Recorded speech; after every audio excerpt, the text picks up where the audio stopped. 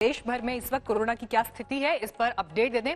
पूरे देश में कोरोना के केसेस बढ़कर 4,56,000 से ज्यादा हो गए हैं और ये आंकड़ा लगातार बढ़ रहा है। ठीक होने वालों की संख्या अगर आप देखें 2,58,685, लेकिन 14,476 लोगों की देश भर में अब तक कोरोना संक्रमण की वजह से मौत भी हुई है। ये आंकड़ा लगातार तेजी से बढ़ रहा है, लेकिन अगर बीते 24 घंटों की भी बात करें तो बीते 24 घंटे में 16,000 नए केसेस जो है करीब रिपोर्ट हुए हैं। 15,968 का ये फिगर। 9,993 लोग पिछले 24 घंटे में स्वस्थ हुए हैं। 465 लोगों की मौत हुई है और 16,000 की जो ये वृद्धि हुई है करीब संक्रमण के केसेस में, ये देखिए बीते 24 घंटे में बढ़ने वाला एक बड़ा नंबर है। इससे पहले जो के दिन में जो तस्वीर हमने आपको दिखाई थी, करीब 15,000 केसेस बढ़े थे। महाराष्ट्र सबसे ज्यादा प्रभावित पूरे देश में 1,39,000 प्लस केसेस हैं। 6,531 लोगों की यहाँ पर मौत हुई है। देश की राजधानी दिल्ली में देखिए आंकड़े किस तेजी से बढ़े हैं। 66,602 तक ये आंकड़ा जा पहुंचा है। 39,000 लोग स्वस्थ भी हुए हैं। 2,301 मौत अब तक कोरोना संक्रमण की वजह से रिपोर्ट हुए हैं। गुजरात की तस्वीर आपको हम दिखा रहे हैं। 28,371 केसेस यहां पर। 1,710 लोगों की मौत हुई है। 20,000 के करीब लोग स्वस्थ भी हुए हैं। उत्तर प्रदेश में 18,000 प्लस केसेस रिपोर्ट हुए हैं। 12,000 के करीब लोग स्वस्थ हुए हैं। 588 लोगों की मौत हुई है। तो ये पूरी तस्वीर हमने आपको देश के अलग अलग राज्यों की दिखाई। राजस्थान पर अगर नजर डालें, 15,627 केसेस, 12,000 लोग ठीक हो चुके हैं। 365 लोगों की मौत अभी तक राजस्थान में रिपोर्ट हुई है। तो ये पूरी ओवरऑल तस्वीर आंकड़ों के जरिए हमने आपको दिखाई। लेकिन बात अब दिल्ली की करते हैं। बात कोरोना की नहीं बल्कि पेट्रोल और डीजल की, क्योंकि जिस तरह से बीते 18 दिनों में दाम बढ़े हैं, 10 रुपए तक दाम बढ़ गया है। पहली बार दिल्ली में डीजल पेट्रोल से महंगा हो गया है। डीजल के दाम में 48 पैसे प्रति लीटर की बढ़ोतरी हुई, जिसके बाद दिल्ली में 1 लीटर डीजल के दाम 79 रुपए 88 पैसे प्रति लीटर हो गए हैं। हालांकि पेट्रोल की कीमतों में आज कोई बदलाव नहीं हुआ है। दिल्ली में 1 लीटर पेट्रोल 79 रुपए 76 पैसे प्रति लीटर की दर से बिक रहा है। लेकिन बीते 18 दिनों की अगर बात करें तो 18 दिन में 10 रुपए तक कीमत बढ़ी है। इस वक्त हम लोग दिल्ली में चाणक्यपुरी इलाके में एक पेट्रोल पंप पे मौजूद हैं। पहली बार ऐसा हुआ है जब डीजल के प्राइस पेट्रोल से ज्यादा हो। आज के रेट देखिए आप, पेट्रोल का रेट है 79.80 और डीजल का रेट है 79.92। 12 पैसा महंगा है डीजल पेट्रोल से। ऐसा पहली बार हुआ है। तो जो लोग भी भरवाने सुबह डीजल पहुंच रहे हैं वो चौंक रहे हैं। आप सुपरवाइजर हैं यहाँ? जी मैं सुपरवाइजर। क्या नाम है आपका? बसंत सिंह राजावत।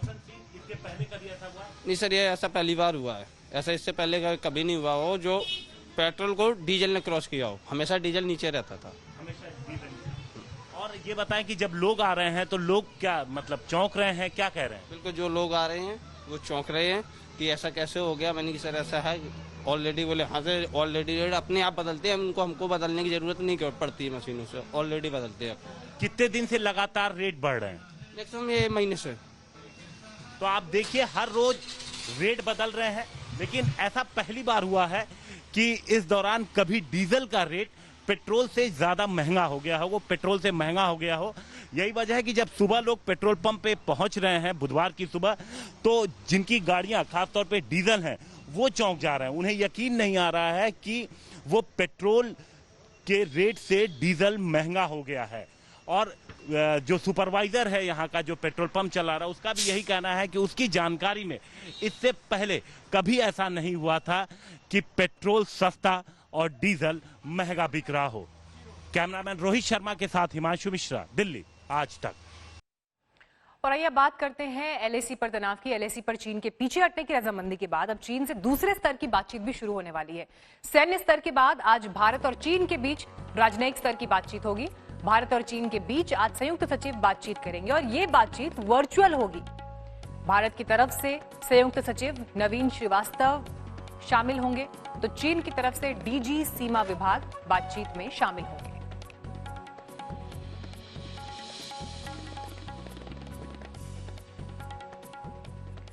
और अब बात भारतीय जवानों के जज्बे और जुनून की। चीन के सैनिकों से टक्कर लेते हुए घायल हुए सैनिक ठीक होकर फिर से गलवान घाटी की सुरक्षा में तैनात होना चाहते हैं। कल आर्मी चीफ से मुलाकात में घायल सैनिकों ने ये बात कही। जवानों का हौसला बढ़ाने के लिए army chief general MM Naravane Ladakh में मौजूद हैं। 2 दिन का उनका ये दौरा। उन्होंने घायल जवानों से अस्पतालों में मुलाकात की, उनका हाल जाना। उनकी बहादुरी की तारीफ की। आर्मी चीफ ने कहा कि ठीक होने के बाद इसी जोश और जुनून से आप ड्यूटी करें। लद्दाख में उनका दौरा आज भी जारी है और एलएसी की तैयारियों का वो पूरा हालचाल ले रहे हैं। लद्दाख के बाद आर्मी चीफ श्रीनगर जाएंगे।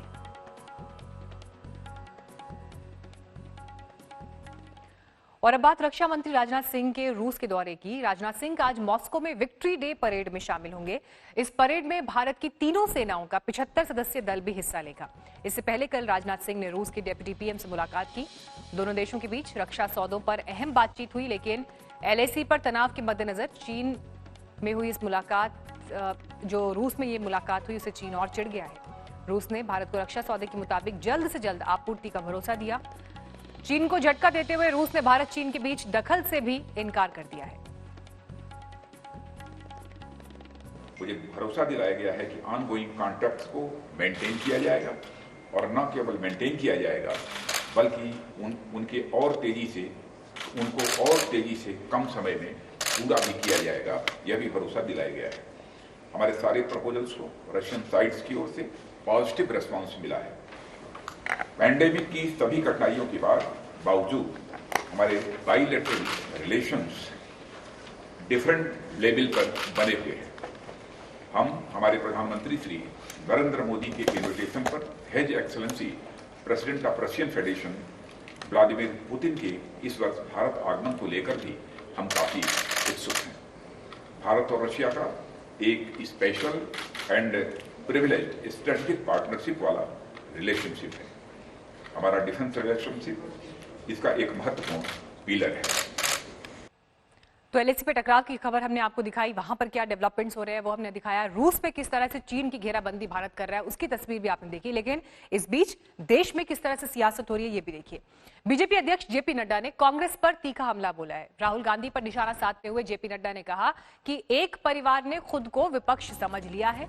एक शाही वंश और उनके वफादार दरबारियों में बहुत बड़ा भ्रम है कि विपक्ष का मतलब एक परिवार है। राजवंश नखरे फेंकता है और उसके दरबारी फर्जी कहानी आगे बढ़ाने लगते हैं। सबसे ताजा मामला सरकार से विपक्ष का सवाल है। And now, by a full-blown crisis on the borders with China. Much of each crisis is attributed to the mismanagement of the BJP Modi government and the wrong policies pursued by it. China के साथ हमारे जवान, वीर जवान सरहदों पर लड़ करके एक inch भूमि संभाल करके चाइना को मुंह तोड़ जवाब दे रहे।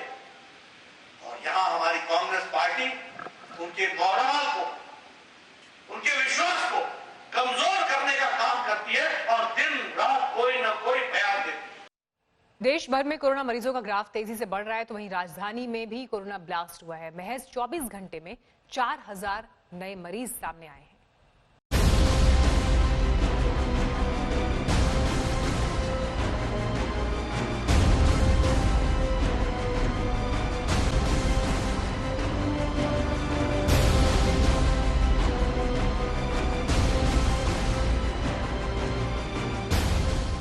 मुंबई के बाद जो शहर कोरोना से सबसे ज्यादा प्रभावित है वो है दिल्ली, यानी देश की राजधानी। दुनिया भर में कोहराम मचाने वाला चीनी वायरस राजधानी पर भी कहर ढा रहा है। एक दिन में सामने आने वाले मरीजों की संख्या में रोजाना इजाफा हो रहा है। पिछले 24 घंटे में दिल्ली में कोरोना के 3,947 नए मामले सामने आए हैं, जबकि 68 मरीज जिंदगी की जंग हार गए। कोरोना मरीजों के आंकड़ों पर नजर डालें तो अब तक राजधानी में 66,602 लोग वायरस से संक्रमित हो चुके हैं। कोरोना से होने वाली कुल मौतों की संख्या है 2,301। हालांकि 39,313 मरीज स्वस्थ होकर अस्पताल से डिस्चार्ज हो चुके हैं। दिल्ली में इस वक्त 24,988 एक्टिव केस हैं। होम क्वारंटीन किए गए मरीजों की संख्या है 12,963। दिल्ली सरकार होम क्वारंटीन को लेकर व्यवस्था में किए गए बदलाव का विरोध कर रही है। उप मुख्यमंत्री मनीष सिसोदिया ने पुरानी व्यवस्था लागू करने के लिए एलजी को खत लिखा है। उनका कहना है कि नई व्यवस्था में मरीजों को जांच के लिए क्वारंटीन सेंटर जाना पड़ रहा है, जिससे संक्रमण का खतरा और मरीजों की परेशानी दोनों बढ़ गए हैं। अगर अभी का आंकड़ा देखें तो 10,000 से ज़्यादा लोग इस समय होम आइसोलेशन में हैं और क्वारंटीन सेंटर्स में केवल 6,000 बेड्स हैं। तो 10,000 लोगों को अगर लेकर जाएंगे आज ही, तो 6,000 बेड्स पे कहाँ लेके जाएंगे? और रोजाना करीब 3,000 के करीब पेशेंट्स आ रहे हैं कोरोना के, उससे ज्यादा ही आ रहे हैं। होम क्वारंटीन की पुरानी व्यवस्था को लागू करने के लिए मनीष सिसोदिया ने केंद्रीय गृह मंत्री अमित शाह को भी खत लिखा है। अमित शाह को एक खत मुख्यमंत्री अरविंद केजरीवाल ने भी लिखा और राधा स्वामी सत्संग मैदान में बनाए गए 10,000 बेड्स के कोविड केयर सेंटर के निरीक्षण का आमंत्रण दिया। साथ ही इस सेंटर के लिए आईटीबीपी और आर्मी के डॉक्टरों और नर्सों को भेजने की मांग भी की। जवाब ट्विटर पर आया। गृह मंत्री अमित शाह ने लिखा, प्रिय केजरीवाल जी, 3 दिन पहले ही हमारी बैठक में ये फैसला हो गया था और गृह मंत्रालय ने आईटीबीपी को दिल्ली के राधा स्वामी ब्यास में 10,000 बेड वाले कोविड केयर सेंटर के संचालन का जिम्मा सौंप दिया है। काम पूरे जोरों पर है और कोविड केयर सेंटर का एक बड़ा हिस्सा 26 जून तक शुरू हो जाएगा। केंद्रीय गृह मंत्री ने यह भी बताया कि डीआरडीओ और टाटा ट्रस्ट मिलकर दिल्ली में 1,000 बेड और 250 आईसीयू वाला कोविड हॉस्पिटल तैयार कर रहे हैं। इस हॉस्पिटल का संचालन भी सेना के हवाले होगा। मुख्यमंत्री अरविंद केजरीवाल ने ट्विटर पर ही केंद्र सरकार को धन्यवाद दिया। केजरीवाल ने लिखा, देश की सेना, डॉक्टर्स, सामाजिक संस्थाएं, केंद्र सरकार और दिल्ली सरकार सभी मिलकर दिल्ली के लिए एकजुट होकर काम कर रहे हैं। मुझे पूरा यकीन है कि हम सब मिलकर कोरोना को हराएंगे। इन कठिन परिस्थितियों में दिल्ली सरकार और दिल्ली के लोगों की मदद के लिए शुक्रिया। स्वास्थ्य मंत्रालय साफ कर चुका है कि अभी कोरोना का कम्युनिटी स्प्रेड नहीं है, लेकिन जिस तेजी से कोरोना मरीजों का आंकड़ा बढ़ रहा है वो लोगों को डराने लगा है। सरकारी अस्पतालों में इंतजाम अभी भी नाकाफी हैं। पंकज जैन और जितेंद्र बहादुर सिंह के साथ आज तक ब्यूरो। चीन के साथ सरहद पर जहां तनाव है तो वहीं तनाव का एक मोर्चा नेपाल बॉर्डर पर भी खुल गया है। बीते कुछ दिनों से नेपाल लगातार भारत विरोधी एजेंडा चला रहा है। पहले नक्शे में बदलाव किया, फिर नागरिकता संशोधन बिल लाया और अब पूर्वी चंपारण पर भारत नेपाल सीमा पर बने बांध की मरम्मत पर रोड़े अटका रहा है।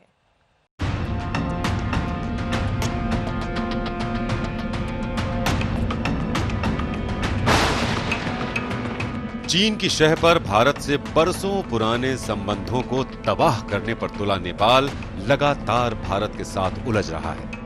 ताजा मामला बिहार के पूर्वी चंपारण पर भारत नेपाल सीमा के इस बांध का है, जिसकी मरम्मत के काम को नेपाल के सुरक्षा बलों ने बेवजह रुकवा दिया। यही नहीं, ऐसी नौबत पैदा कर दी कि नेपाल सीमा पर तैनात एसएसबी के जवानों से हाथापाई के हालात पैदा हो गए। नेपाल दावा कर रहा है कि बांध नो मैंस लैंड में है, जबकि मौके पर मौजूद पिलर गवाह हैं कि बांध भारत के इलाके में है। चीन की शह पर नेपाल के तेवर बदले हुए हैं। यही वजह है कि वो जगह जगह बेवजह विवाद खड़ा करना चाहता है।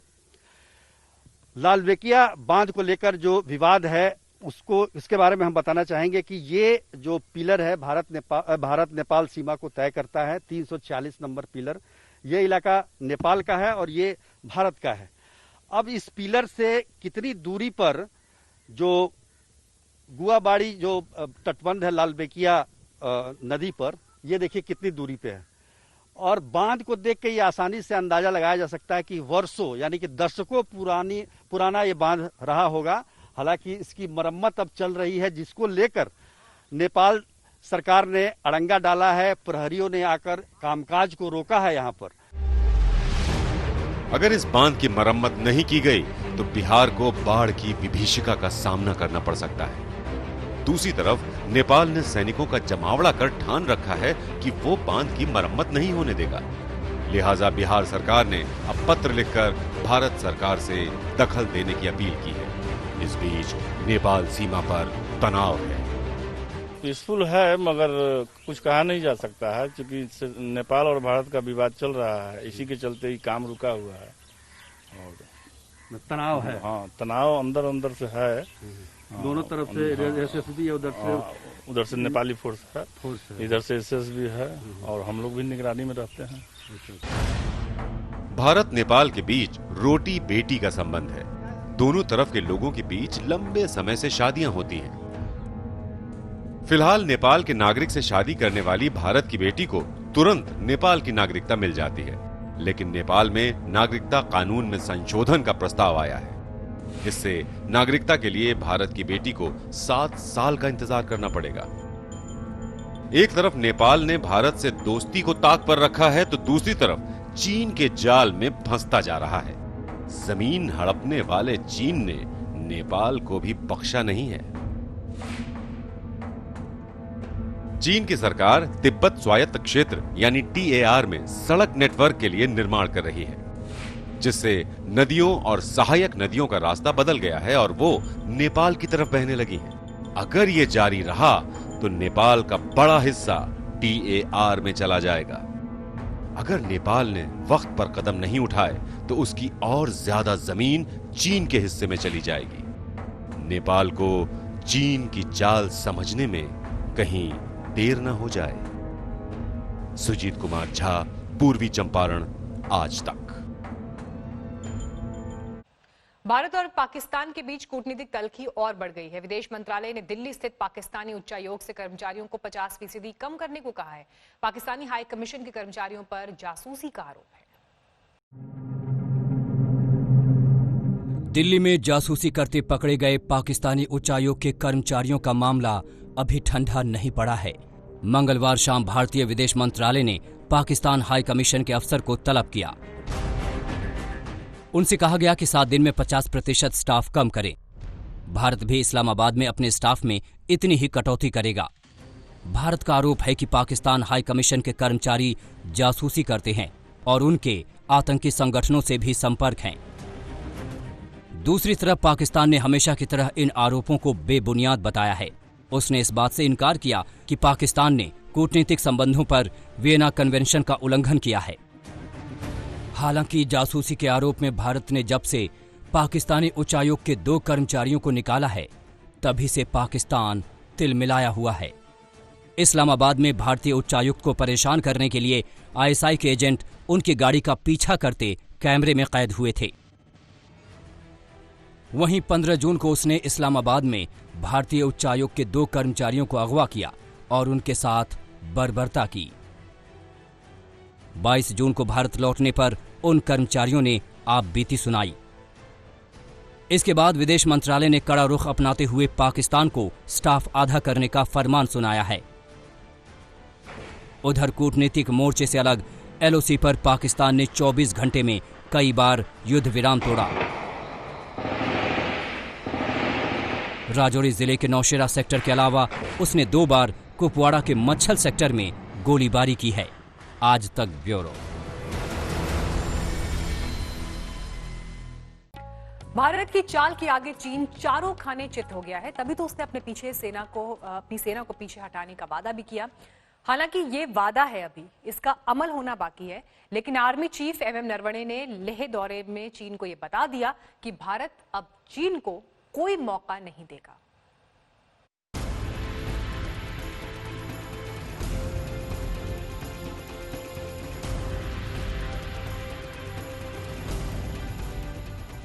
सेना अधिकारियों की बातचीत की कामयाबी के बीच बीजिंग की नजर लेह पर है।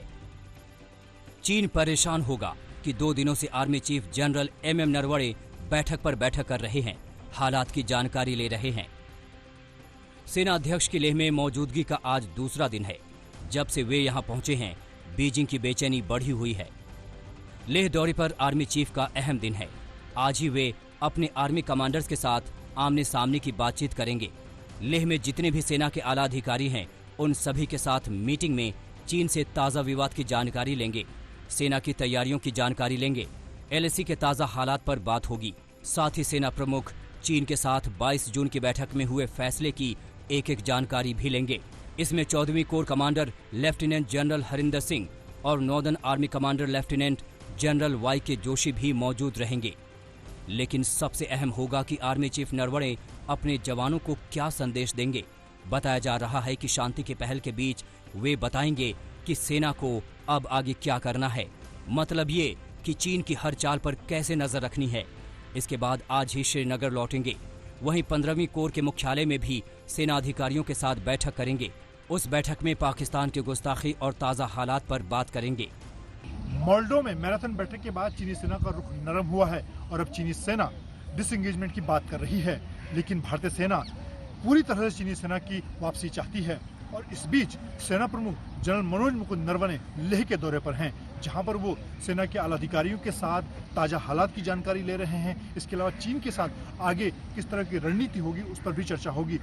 लेह पहुंचे आर्मी चीफ ने मंगलवार को पूरे दिन अपने जवानों के बीच बिताया। वो अस्पताल जाकर घायल सैनिकों से मिले, उनका हालचाल पूछा। ये वही सैनिक हैं जो 15 जून की रात चीन के विश्वासघात का शिकार हुए थे। घायल होने के बावजूद चीन के गुमान को चकनाचूर किए थे।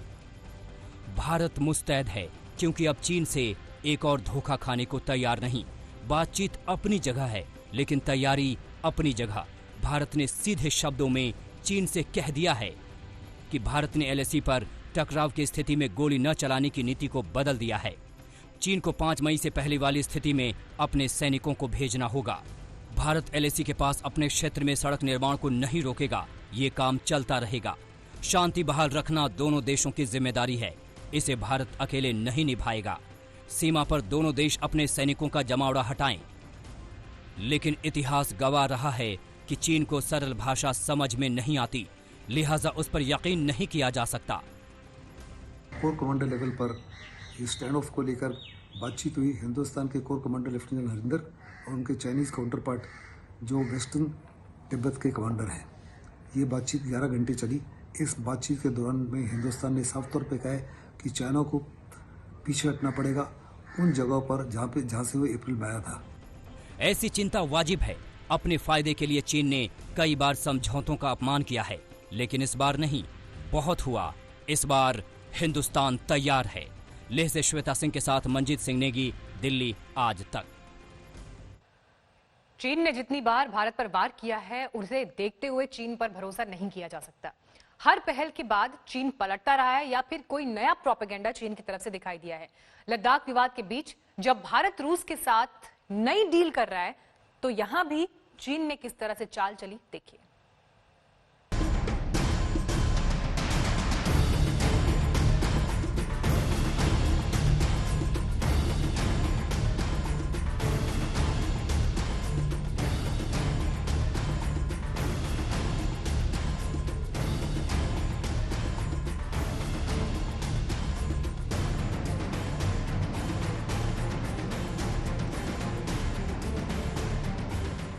चीन को प्रोपेगेंडा करने में महारत हासिल है। ये वीडियो देखिए। 6 जून को लद्दाख विवाद पर चीन के साथ बातचीत हुई थी। शांति पथ से सुलह की पहल की थी हिंदुस्तान ने, लेकिन चीन कहां अपनी फितरत से बाज आने वाला था। 6 जून की पहली बातचीत के चंद घंटों बाद चीन के ग्लोबल टाइम्स ने प्रोपेगेंडा वीडियो जारी किया। कई HD कैमरों से रिकॉर्ड कराया हुआ, टैंकों को दौड़ाता हुआ, युद्ध जैसा माहौल बनाता हुआ। ऐसा लगा जैसे चीन ने ऐलाने जंग कर दिया हो। चीन की नीयत पर शक करने के लिए ये प्रोपेगेंडा वीडियो काफी है। फिर भी उसका नया छलावा सुनिए। 22 जून को चीन के मोल्डो में सैन्य अधिकारियों की मैराथन बातचीत हुई। उसी वक्त रक्षा मंत्री राजनाथ सिंह रूस पहुंच गए। तय था कि 2 घनिष्ठ मित्र भारत और रूस में दोस्ती की नई कहानी लिखी जाएगी। हथियारों की खेप को लेकर फिर बात होगी ताकि भारत की ताकत को और बढ़ाया जा सके। दूसरी ओर विदेश मंत्री S जयशंकर ने भी रूस और चीन के विदेश मंत्रियों के साथ वर्चुअल मीटिंग की। वैसे तो चीन की गुस्ताखियों पर इस दौरान कोई चर्चा नहीं हुई, लेकिन रूस के साथ भारत के गर्मजोशी भरे रिश्तों ने चीन का मिजाज बिगाड़ दिया। नतीजा ये हुआ कि ड्रैगन जल भुन गया।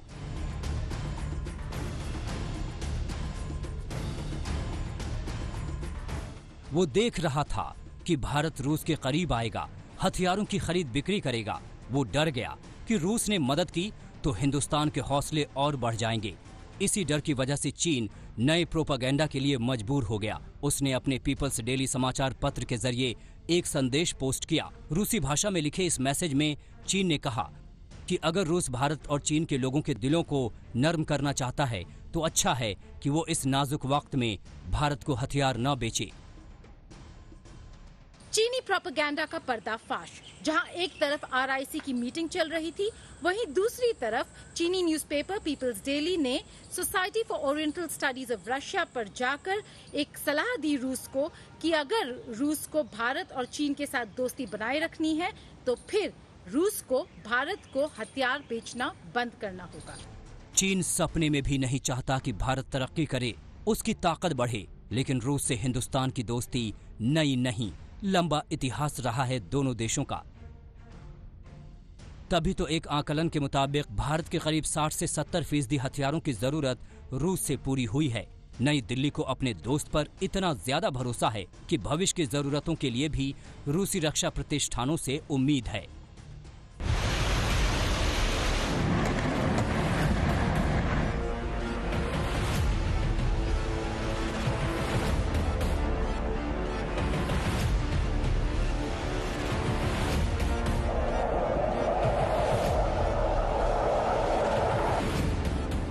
वैसे चीन भी रूस के साथ हथियारों की डील बड़े पैमाने पर करता आया है, लेकिन वो भूल गया है कि रूस उसे किसी बड़े खतरे से कम नहीं मानता।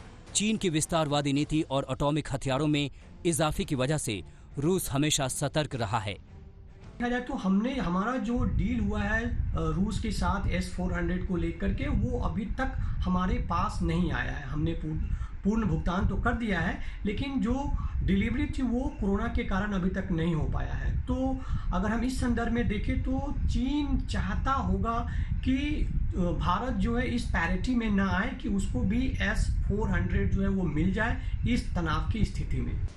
फिर भी चालबाज चीन अब फिराक में है कि रूस भारत को हथियारों की मदद देना बंद कर दे। वो अपनी चाल चल रहा है, लेकिन रूस जानता है कि भारत जैसा भरोसेमंद साथी से उसे कितना फायदा है। गीता मोहन, दिल्ली, आज तक।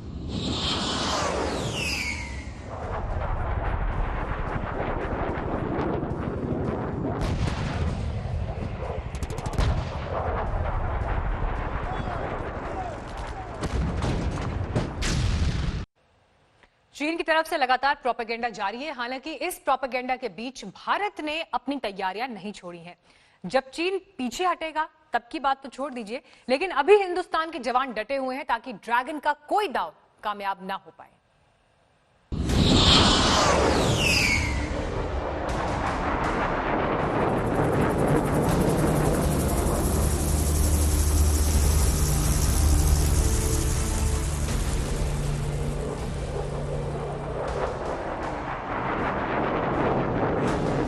चीन से बात हुई, वो पीछे हटने को तैयार भी हो गया।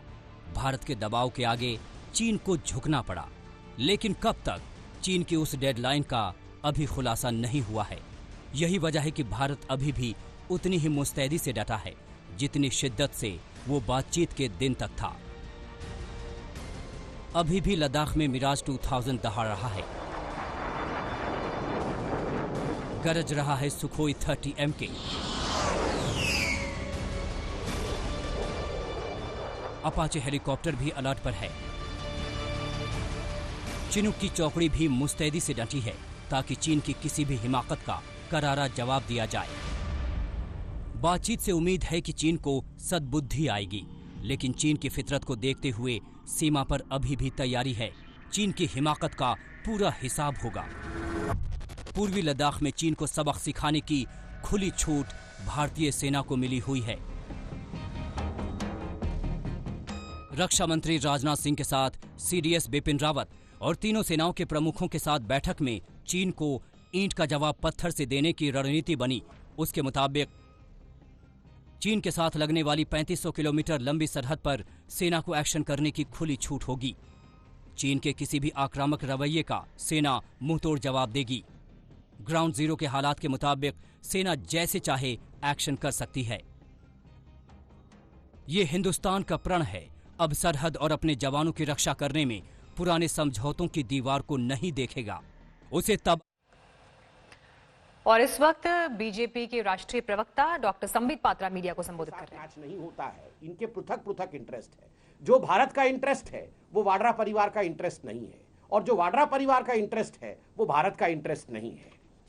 बंधुगण, जो आखिरी ट्वीट नड्डा जी का है, एक बहुत ही महत्वपूर्ण और कुछ ऐसे कागजों को वो दर्शाते हैं आगे, जो प्रश्नोत्तर पार्लियामेंट में हुए हैं, और जो ऐतिहासिक भूल कांग्रेस पार्टी ने अपने समय पे किया है, जिसको हमने बार बार कहा है the legacy issues vis-a-vis Pakistan and China. कुछ ऐसे लीगेसी इश्यूज रहे हैं, कुछ ऐसे विषय रहे हैं अनसुलझे विषय, और कुछ ऐसे विषय जिसमें लैंड कंसीड किया था उस समय की सरकारों ने, उसको लेकर ये अंतिम, जिसको कि नड्डा जी कहते हैं miss adventures of one dynasty, एक परिवार, एक क्लैन की जो मिस एडवेंचर्स होती है, उन्होंने अपने फायदे के लिए जिस प्रकार के काम किए हैं उससे भारत के इंटरेस्ट को, भारत के जज्बे को धक्का पहुंचा था।